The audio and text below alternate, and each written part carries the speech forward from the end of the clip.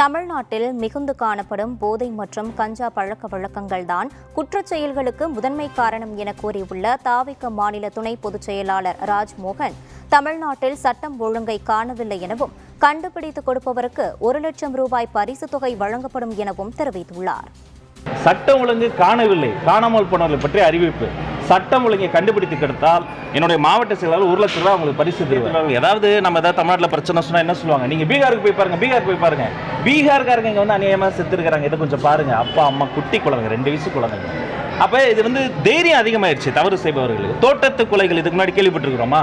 இப்ப தோட்டத்து கொலை நடந்திருக்கு. பள்ளிக்கூட மாணவர்கள், சீருடை அணிந்த மாணவர்கள் வன்முறை. அப்ப எல்லா குற்றங்களும் பெரும் குற்றம். அந்த குற்றங்களிலே தாய் குற்றம்னா இந்த போதை குற்றம் தான். அப்ப இந்த மது, போதை, கஞ்சா பழக்க வழக்கங்கள், இந்த புழக்கங்கள்லாம் அனைத்து குற்றங்களும் அதிகரித்து என்ன தப்பு பண்ணாலும் வெளில வரலான்னு சட்ட சமூக விரோதிகளுக்கு தைரியம் அதிகமாகிடுச்சு.